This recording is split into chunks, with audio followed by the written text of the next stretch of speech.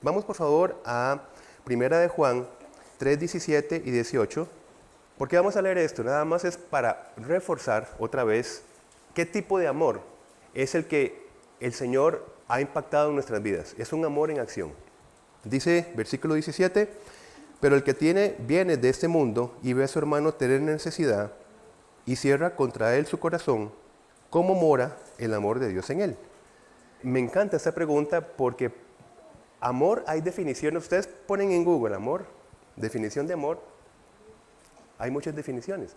El amor de Dios es un amor en acción. Dice 18, hijitos míos, no amemos de palabra ni de lengua, sino de hecho y en verdad. Básicamente es para poner el fundamento de que, qué tipo de amor estamos hablando acá. No estamos hablando de un sentimentalismo espiritual, estamos hablando de un amor que se deja ver y un amor que impacta, que transforma. Si el amor no transforma y no impacta, no es el amor de Dios. Por ejemplo, si una familia es muy amorosa y la familia siempre viene con los mismos problemas, ese no es el amor bíblico. Si nosotros no estamos impactando la sociedad, tenemos que ir creciendo lo que significa el amor de Dios. Estamos llamados a ser agentes de cambio, básicamente. No hay otra opción, no hay otra definición del amor, ¿verdad? Para poder tener un amor en acción necesitamos dos elementos.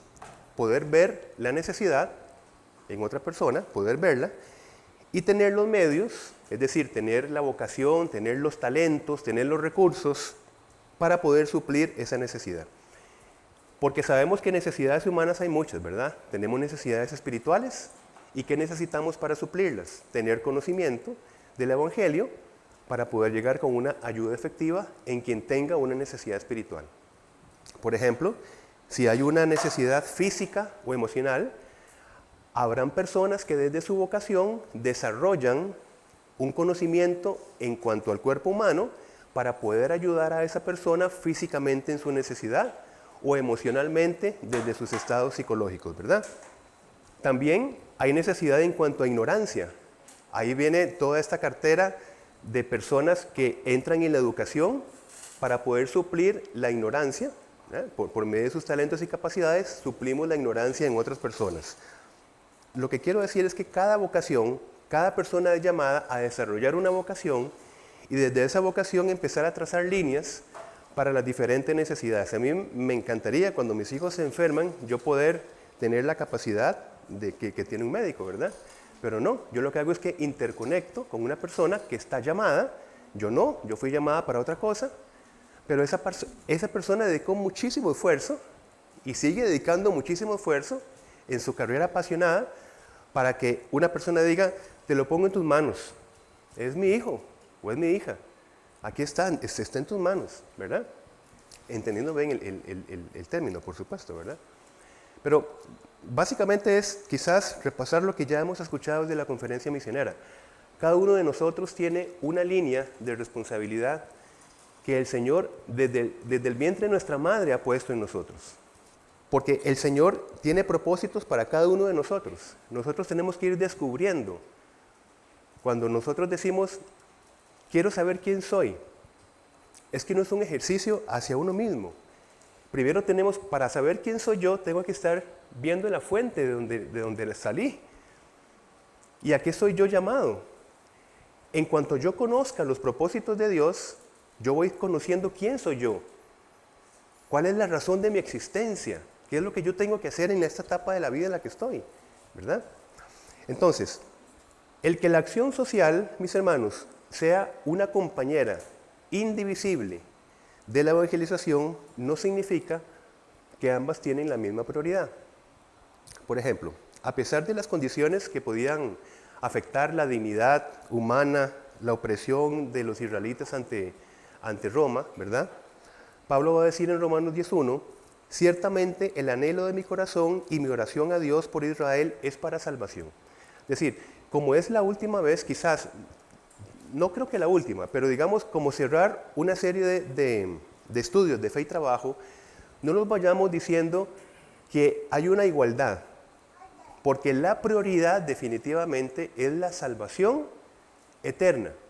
El punto con esto es que muchas veces las condiciones emocionales de una persona, las condiciones socioeconómicas de una persona, pueden estorbarle, mis hermanos, y reflexionenlo bien, pueden estorbarle para que esa persona se entregue al Evangelio con prioridad y con fidelidad. O sea, tenemos que considerar también esta otra parte. Entonces, debemos ser profundamente compasivos con las necesidades humanas integrales, a ejemplo de Jesús, ¿sí? Entonces, espero que se entienda el punto. ¿Cuál es la prioridad del Evangelio del Reino de Dios? Trasladar personas que estaban en una condición al reino del Señor Jesucristo. Esa es la prioridad 1. Pero no se desvincula de atender las necesidades integrales de esa persona. ¿Bien? Eso es un sano equilibrio. Entonces, no somos llamados a la acción social para hacer proselitismo a través de la acción social, sino que hacemos acción social como resultado del impacto del Evangelio en nuestras vidas, que es otra cosa. Una pequeña, gran diferencia en nosotros, ¿verdad? Es decir, tenemos que hacer impacto social, básicamente. No es una buena estrategia para ganar almas, no. Es a lo que estamos llamados cada uno de los creyentes, todos. ¿Bien? Así que no es un ministerio que tiene esa táctica. Es que a eso estamos llamados todos. ¿Bien? Y para esto va a decir Jesucristo, solo crean que yo estoy en el Padre y el Padre está en mí, dice el Señor. Y fíjense en esto. O al menos crean por las obras que me han visto hacer. Qué lindo esta palabra del Señor Jesucristo.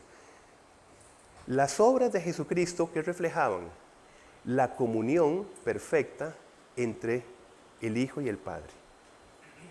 Al nivel que corresponde, qué bonito es que nosotros en la sociedad podamos también apuntar hacia este principio. Es que miren la obra de gracia que ha impactado mi vida y miren cómo yo me dirijo entonces a impactar mi entorno, porque es una consecuencia de la transformación de mi vida y de mi corazón, ¿verdad? ¿Cómo impactamos esa porción de sociedad, por decirlo de alguna manera? Cada uno de nosotros trabaja en contextos diferentes, cada uno tiene un punto allí para poder impactar su entorno. Así que en esta mañana quiero poner 2 puntos para poder responder cómo lo hacemos. Al menos pongamos 2 valores de los cuales nosotros podemos reflexionar para que hoy mismo o mañana, cuando entremos en los diferentes tipos de trabajos, ¿verdad?, empecemos a considerar estos dos valores. Uno de ellos es la integridad. La integridad, me refiero yo a esa capacidad de poder conocer y vivir según lo que conocemos que Dios quiere. Vamos por favor a Jeremías 9:24. Jeremías, por favor, 9:24. Dice, mas alábese en esto el que se hubiere de alabar, en entenderme y conocerme, dice la Escritura. ¿Qué tenemos que conocer del Señor? Es decir, si algo tenemos que gloriarnos como seres humanos, por eso yo les decía que nuestra identidad está fundamentada en tanto nosotros conozcamos al Señor. ¿En qué tengo yo en glorificarme? En entender y conocer al Señor. Y seguimos. Que yo soy Jehová, que hago misericordia, juicio y justicia en la tierra, porque estas cosas quiero, dice Jehová. Entonces vean que la integridad es conocer qué es lo que Dios quiere. Y dice el Señor que lo que quiere es la expresión de misericordia, de juicio, y no somos llamados nosotros a juzgar, sino a presentar la palabra de Dios, que es otra cosa, y justicia en la tierra. Ahora, vinculemos esto con capítulo 22, igual en Jeremías, que nos llevó el pastor la semana pasada a esta muy buena lectura, capítulo 22, versículo 15 y 16. Quedémonos con esto de decir, la gloria del ser humano está en conocer y entender al Señor. Ahora, dice 22:15, reinarás porque te rodeas de cedro, no comió y bebió tu padre e hizo juicio y justicia y entonces le fue bien. Dice el 16, él juzgó la causa del afligido y del menesteroso y entonces estuvo bien. ¿No es esto conocerme a mí, dice Jehová? Entonces, vean ustedes que el conocer significa una acción. Conocer qué es lo que quiere Dios y hacer la acción correspondiente de eso que hayamos conocido. Eso es lo que estamos presentando en esta mañana como integridad. No es una vida íntegra cristiana conocer lo que Dios quiere y no vivir o no promover lo que Dios quiere, básicamente, ¿verdad? Ese es el punto que estoy tratando de explicar de lo que es integridad. Algo opuesto a la integridad es, por ejemplo, Génesis, vamos a Génesis por favor, capítulo 11. Génesis, capítulo 11. ¿Y qué vemos allí? Vemos esa historia de la Torre de Babel. ¿Por qué? Porque este pasaje va a ser justamente lo contrario a lo que significa un trabajo íntegro. Por eso es que vamos a presentarlo acá. Vean ustedes que versículo 3 dice: y se dijeron unos a otros, vamos, hagamos ladrillo y cozámoslo con fuego, y le sirvió el ladrillo en lugar de piedra y el asfalto en lugar de mezcla. Vean el versículo 4. Y dijeron, vamos, edifiquémonos una ciudad y una torre cuya cúspide llegue al cielo, y hagámonos un nombre, por si fuéramos esparcidos sobre la faz de toda la tierra. ¿Por qué digo que choca con la integridad? Porque vean ustedes que el fruto del trabajo de esas personas, ¿qué era? Trabajar muy bien, de una manera muy especializada, digamos, ¿para qué? Para que ellos hicieran un nombre para ellos, ¿verdad? Vean ustedes en versículo 4, ¿verdad? Casi al final. Y hagámonos un nombre. Ese es uno de los propósitos por los que ellos concebían el trabajo. Hagámonos un nombre. Entonces, estas personas buscaban una identidad desde su trabajo.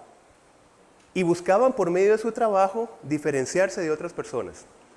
Lo que estoy diciendo es lo que no debemos nosotros en ningún momento entender que significa el propósito del trabajo. Un trabajo jamás es para darle una identidad a una persona.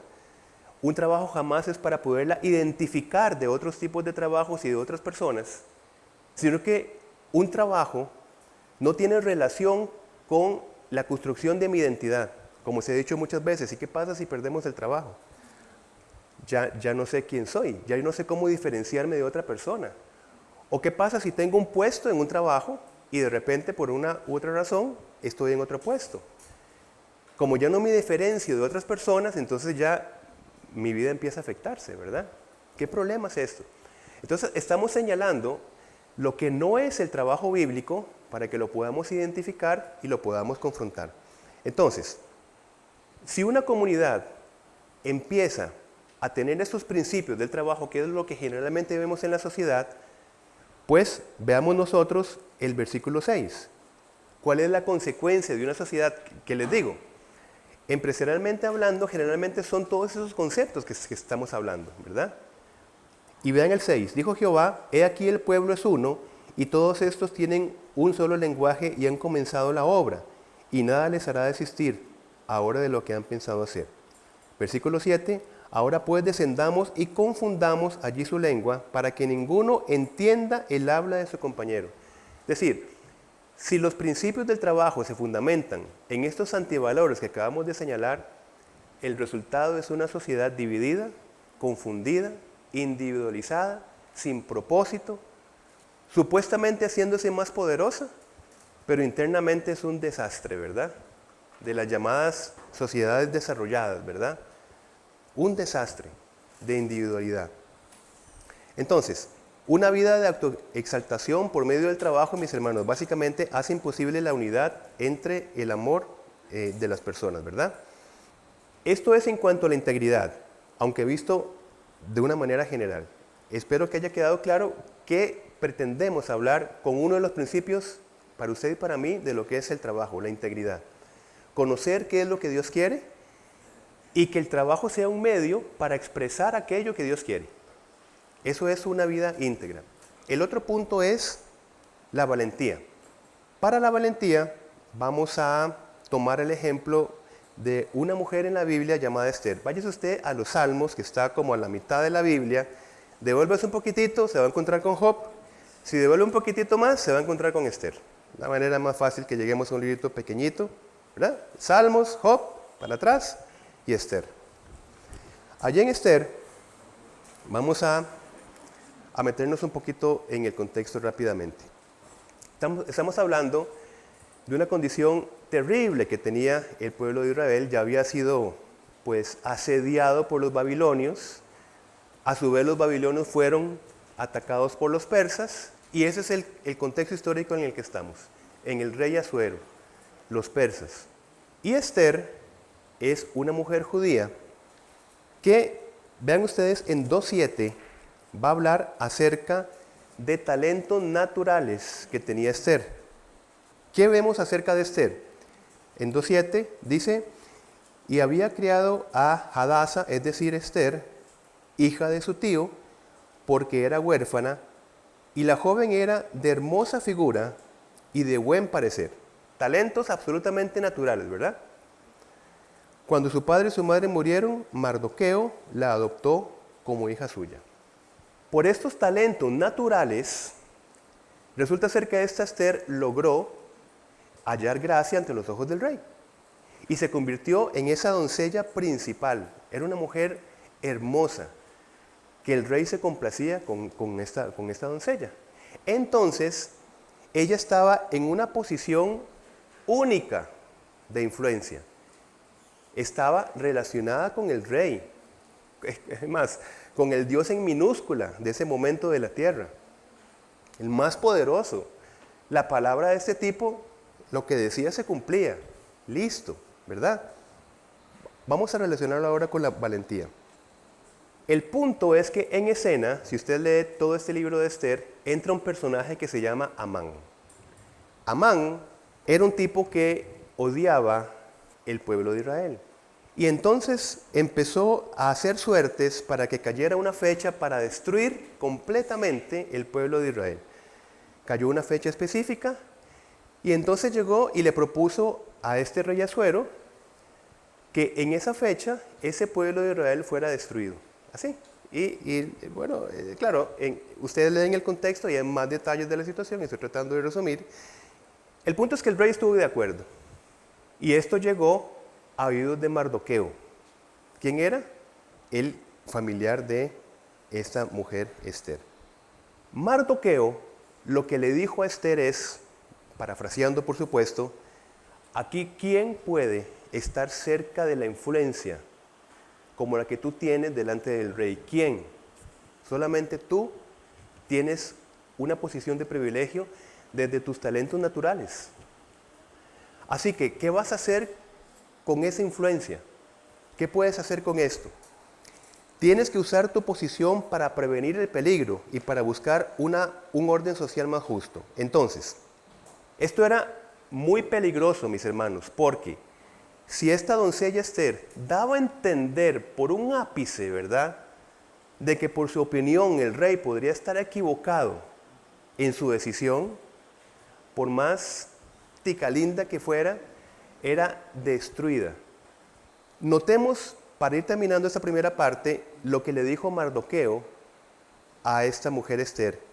Vamos a 4.13, siempre en Esther. Si Esther no actuaba desde su influencia, ella misma iba a aparecer con Israel. Miren en 4.13. Entonces dijo Mardoqueo que respondiesen a Esther: no pienses que escaparás en la casa del rey más que cualquier otro judío. ¿Ustedes se acuerdan cuando Jesucristo en Mateo dijo, ustedes son la sal del mundo? Pero ustedes recuerdan cuando decía, si la sal no sala, ¿qué pasaba? Es tirada, pero ¿qué más? Es pisada, hollada por los hombres. Esto es muy importante, porque si la sal no sala, si el pueblo de Dios no sala a la sociedad, no solamente no sala, sino que la sociedad se vuelve en contra de la justicia y los cristianos y los pisan. Es lo que le está diciendo Mardoqueo acá. No pienses que si no haces nada, tú te vas a librar. Es que tú también vas a aparecer, le dejo 1. Luego 2 en 4.14. Porque si callas absolutamente en este tiempo, respiro y liberación vendrá de alguna parte, otra parte para los judíos, mas tú y la casa de tu padre pereceréis. Y quién sabe, vean esa pregunta, mis hermanos, quién sabe si para esta hora ha llegado el reino. Y quién sabe si para esta hora ha llegado el reino. Mis hermanos, quién sabe si desde la posición de cada uno donde ustedes trabajan, y sabemos quién sabe, ¿verdad? El hecho que usted esté donde esté estudiando donde esté con los compañeros que esté en el ambiente que esté haciendo lo que usted esté haciendo, tiene un propósito para el Señor y para el reino de Dios, que fue lo que Mardoqueo le dijo a Esther.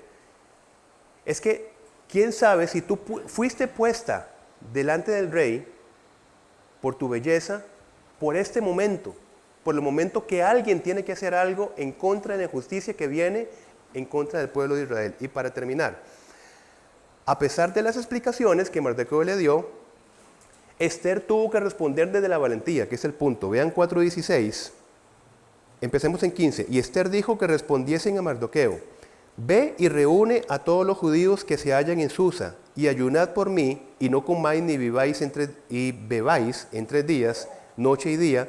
Yo también con mis doncellas ayunaré igualmente. Y entonces entraré a ver el rey. Y fíjense en esto, hermanos, para terminar.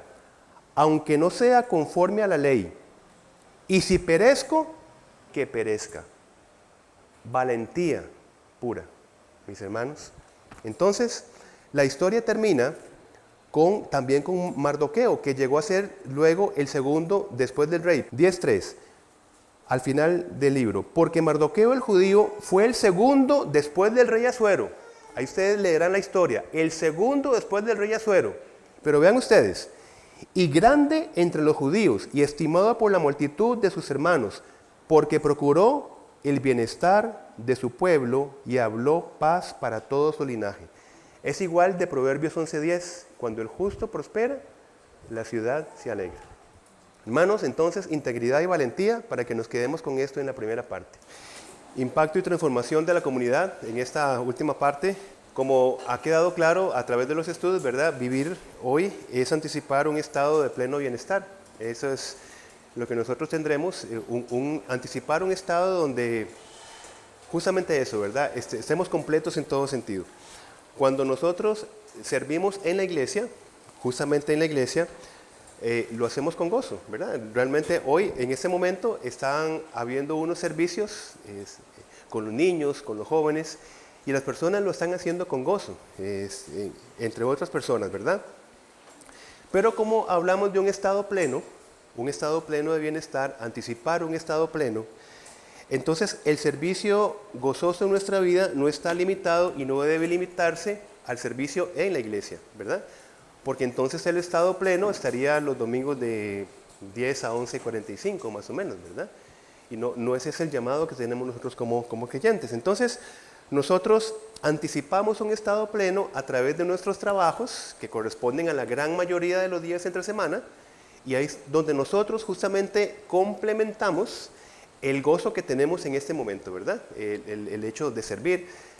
Cosas cotidianas, ¿verdad? Las personas cuando se piden servidores para recoger la ofrenda, para esto, lo otro, yo preguntaría, ¿se hacen con carga, verdad? ¿Se hacen con problemas? No, se hacen con un sentido de gozo. Es básicamente, esto no debe ser limitado a esa acción de recoger la ofrenda, sino que cuando el joven, el adulto, pasa a otro contexto, así como fue el contexto de que acaba de pasar acá, se refleje también en otras cotidianidades de su vida, básicamente, ¿verdad? Eso es lo que estoy tratando de poner acá. Entonces, nos hacemos mucho bien a nosotros cuando entendamos que nuestro servicio en la iglesia, y nuestro trabajo en la sociedad, ambos son parte, mis hermanos, de la misión de Dios.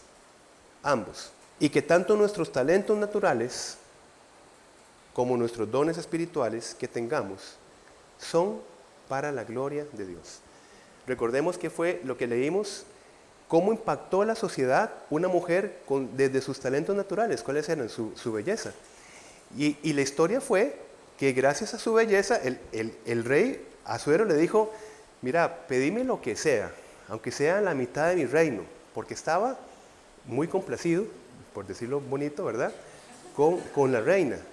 Estaba muy complacido. Pedime la mitad del reino. ¿Ustedes se acuerdan cuál historia disfuncional se parece a esta en el Nuevo Testamento? Empieza con Salo, Salomé, Herodías, ¿ustedes se acuerdan? El mismo cuadro de una persona que estaba hasta aquí, bueno, hasta aquí, ¿verdad? Y entonces los talentos naturales fueron utilizados para lo malo, porque cuando Herodes quedó hechizado, por decirlo de alguna manera, con el baile de Salomé, le dijo, pídeme lo que quieras, aún la mitad de mi reino. Bueno, lo que quiero es que me des la cabeza del Bautista, ¿se acuerdan? Entonces, vean cómo tenemos la decisión de, sea, utilizar, otra vez digo, los dones espirituales que el Señor, pero los dones espirituales son para aplicarlos entre nosotros, en la comunidad. Y los talentos, ¿se acuerdan que hablamos la vez pasada? ¿Cómo se vuelven espirituales? Por decirlo de alguna manera.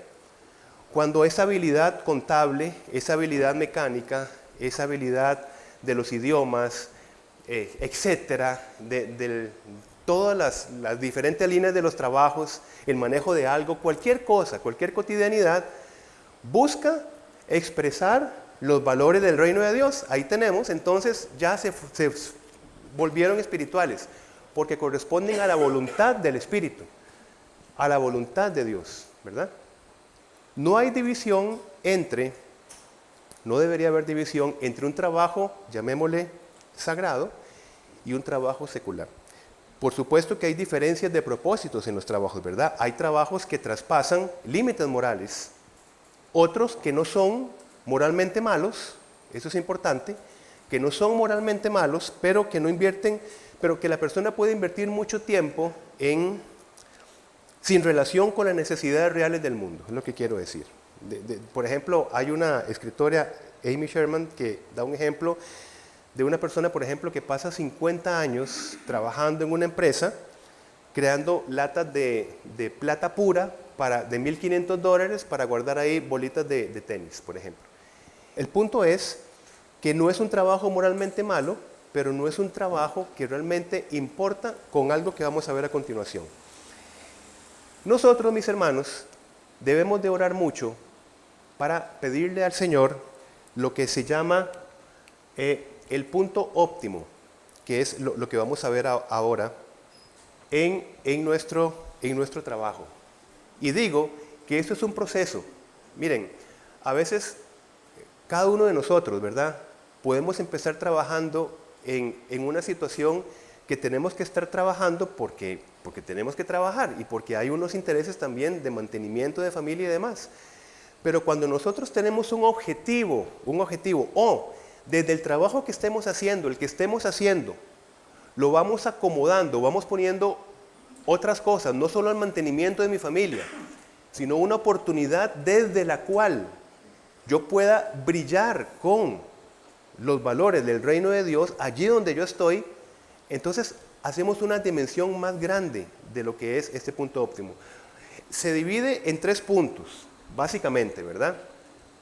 Siempre considerar, inclusive es un buen marco para aconsejar a nuestros hijos o algún joven que anda buscando, anda viendo su vocación, ¿verdad? Lo típico, ¿qué estudio, verdad? ¿Qué hago? Generalmente se habla de los talentos y dones, básicamente talentos, ¿verdad? Ahí empiezan los test para ver esta persona cómo está ubicada en sus habilidades, en sus tipos de inteligencia y demás.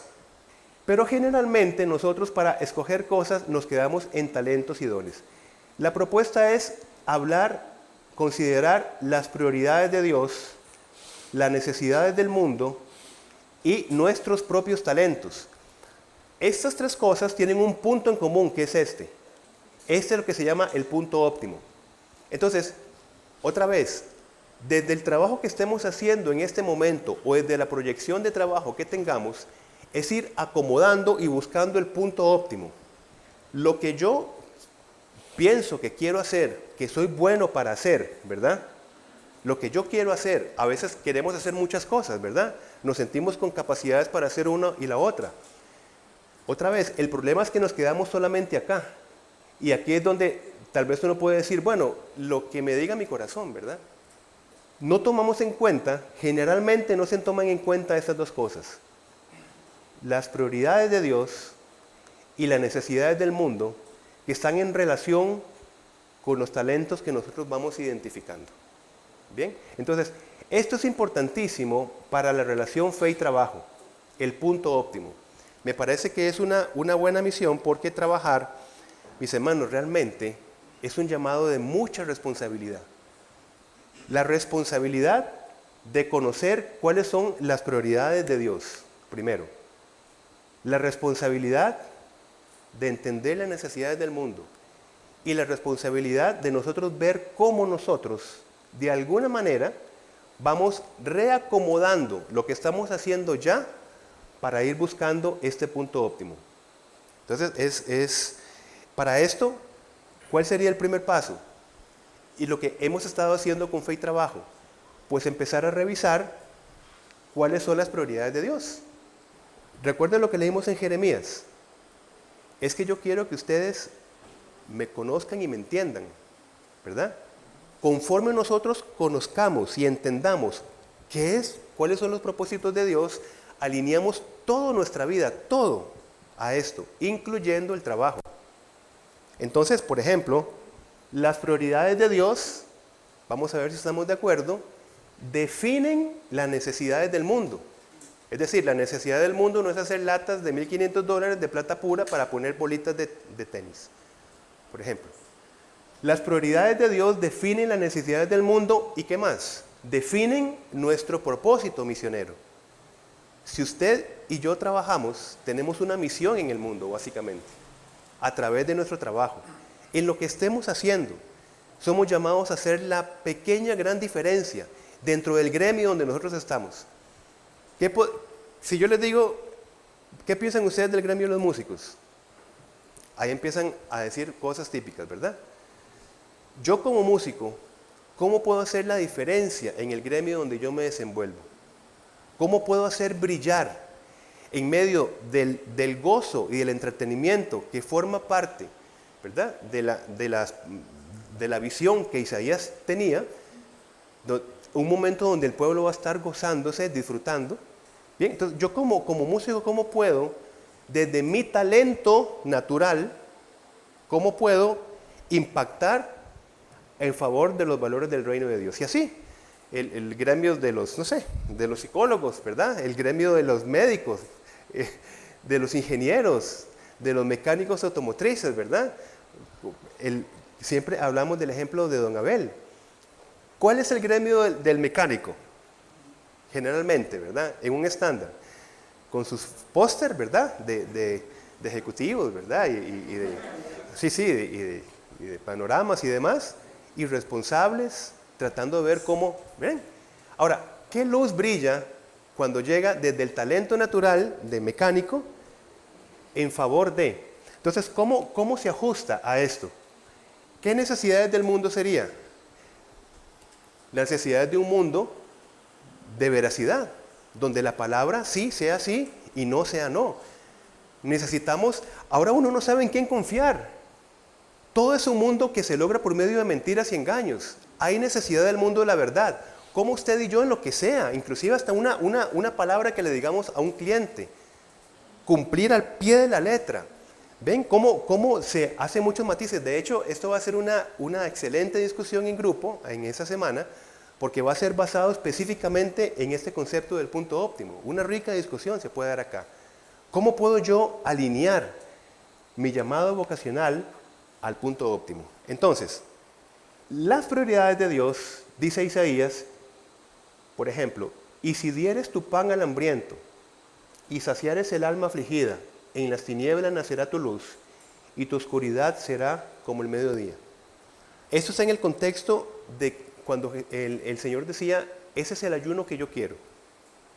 Esta es la práctica espiritual que yo quiero de ustedes. Entiéndanme que esto es lo que yo quiero. Entiéndanme que yo quiero que ustedes apliquen justicia social, ¿verdad?, como una consecuencia de haber sido rescatados primero, ¿verdad? Por eso decimos, entendiendo cuáles son las prioridades de Dios, así nosotros le damos propósito al trabajo. Entonces el trabajo va a ser para hacer yo más y más y más y más. ¿En qué punto de la Escritura vemos esto? ¿Verdad? Más bien, como nos señalaba una vez el pastor, que creo que te referías a Lucas 18, creo que estaba en Lucas 18, la persona que empezó a construir graneros, ¿verdad? Estoy ganando mucho, entonces voy a hacer, el propósito de mi trabajo es hacer más y más y más y más y más. Y la palabra que le ponen a la persona que es, necio, ¿verdad? Necio por no entender cuáles son los propósitos. Bien, entonces, permítanme poner esto. Un don espiritual no es más misional, ¿verdad? Un don espiritual no es más misional que un talento natural entregado a los intereses del reino de Dios. ¿Pueden ver ustedes la idea de esto? Porque de esta manera nosotros dejamos de desvincular que si no encuentro un don espiritual en la iglesia, entonces yo no tengo una misión fuera de la iglesia. Ese es el punto. Pues que tenemos que entender que un talento natural, desde la construcción, desde la mecánica, desde el arte, desde la oratoria, desde la enseñanza, desde cualquier habilidad, entregado a los intereses del reino de Dios, ¿ves? Hacen el mismo impacto o el propósito de Dios que un don espiritual. No siempre, mis hermanos, estamos nosotros en el punto óptimo, pero podría entonces ser, a partir de ese momento, un motivo de oración para nuestra vida, un motivo para empezar a revisar cómo están nuestras ideas del trabajo, nuestras perspectivas, hacia dónde voy, un nuevo refresco, digamos, en cuanto a la perspectiva de lo que quiero hacer, de lo que voy a seguir haciendo, cómo voy a seguir concibiendo mi trabajo a partir de hoy.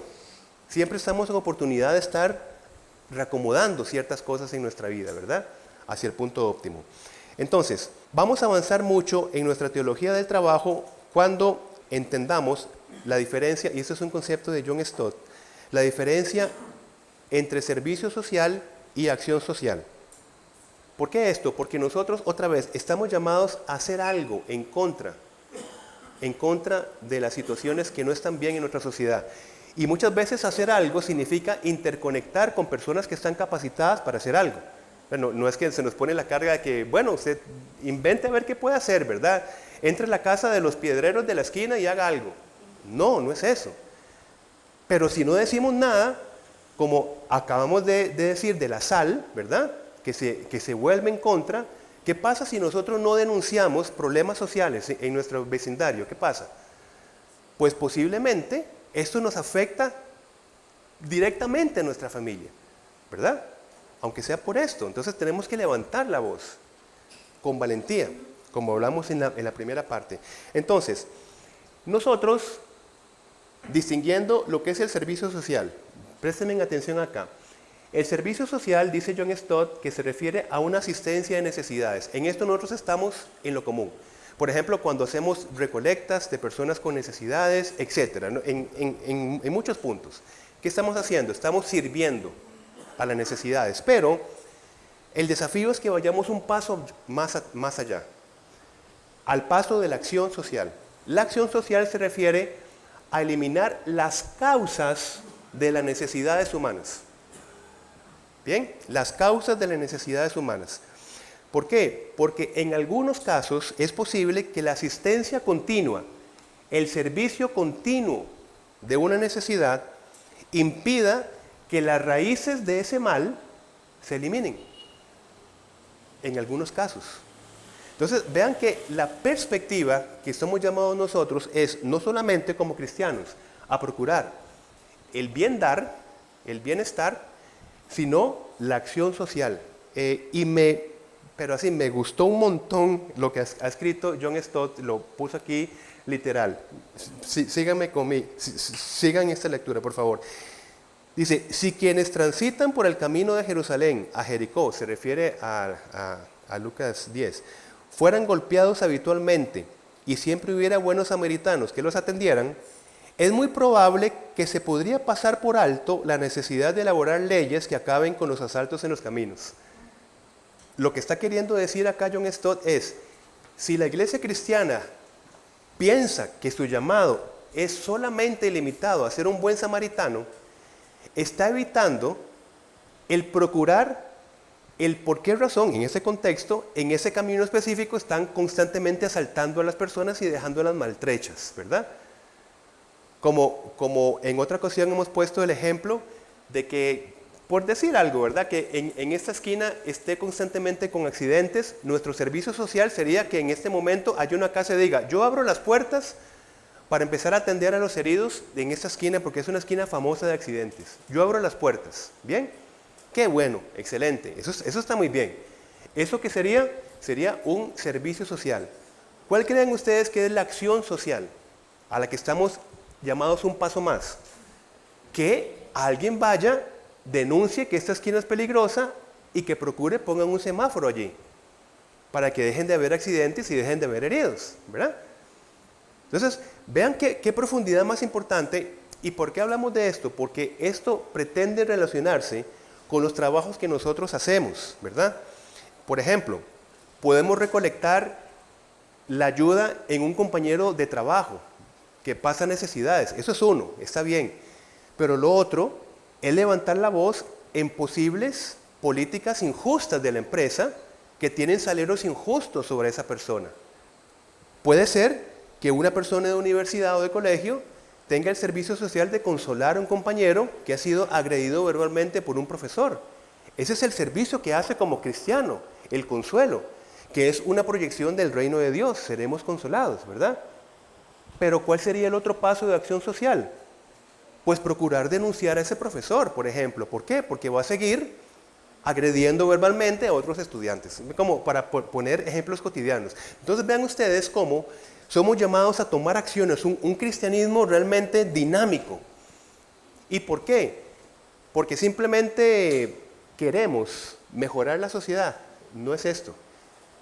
Digamos, el trasfondo es esto, pero es el reflejo de un evangelio completo, integral, que ha impactado en nuestro corazón, en nuestro entendimiento, completo, íntegro. Y por esa razón hay personas que estudian derecho, hay personas que estudian esto y lo otro, ¿ven? Y cristianos, y voy a decir, pero es que, ¿cómo hago yo para responder a la misión de Dios? Pues estudiando derecho, mamita o papito. Estudiando derecho, entendelo. Pero no, es que yo estoy como viendo, no sé si esto es lo que quiere Dios en mi vida. ¿Por qué la duda? Porque la persona tal vez le ha transmitido un evangelio estrecho. Ese es el problema. El problema. Hablamos de un evangelio amplio, para una misión amplia, para un impacto y transformación amplia en la sociedad.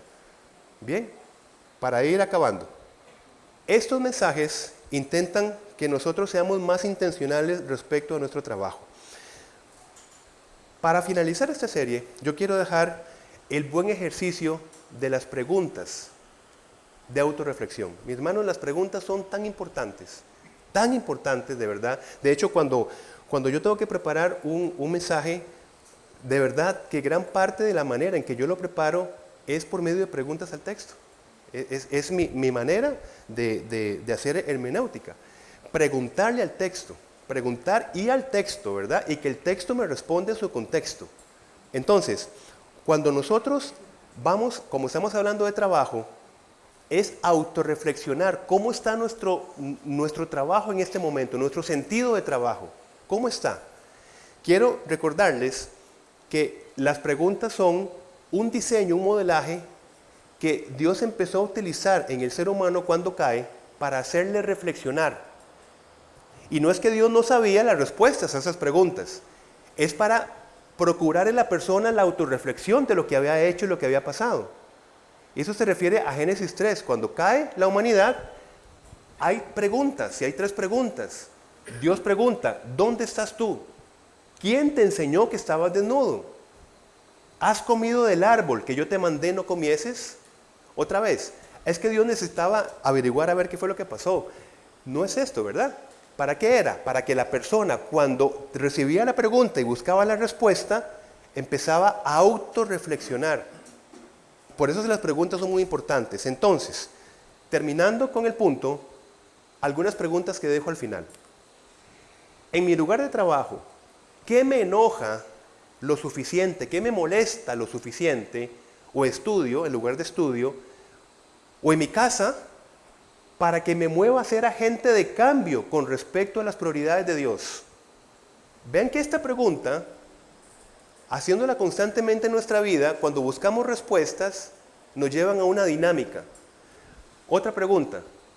¿Qué dilemas podría enfrentarme al formar parte de las políticas de la empresa o del gremio laboral donde me integraré laboralmente? ¿Cómo puedo ser luz en medio de la oscuridad?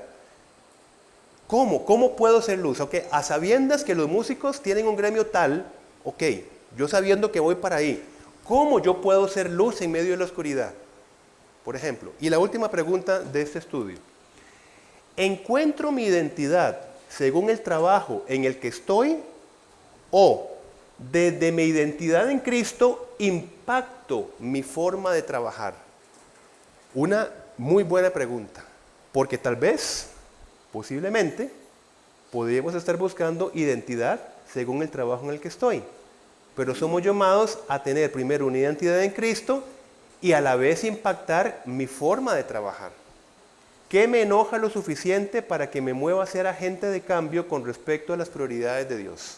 Bien, por eso Alonso y yo decíamos en una conferencia de Levanta que las personas en una iglesia se quedaron como, ¿cómo? ¿Verdad? Dice, bueno, saludos, el mensaje de esta mañana va a ser ¿cómo enojarnos bien para evitar la violencia?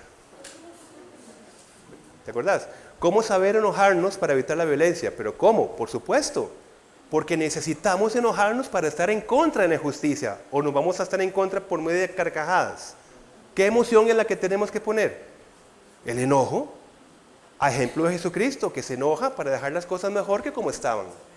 Con esto, mis hermanos, entonces, terminamos, o más bien empezamos lo que es la sana reflexión acerca de fe y trabajo. Qué maravilla sería que usted siga consultando, preguntando, para que este tema esté en su familia, masticándose, buscando vocaciones para sus hijos, buscando, recuerden, el punto óptimo. Si usted está trabajando en este momento, seguir alineando, buscando el punto óptimo, hacer los cambios que hayan que hacer para buscar el punto óptimo para el trabajo. Amén.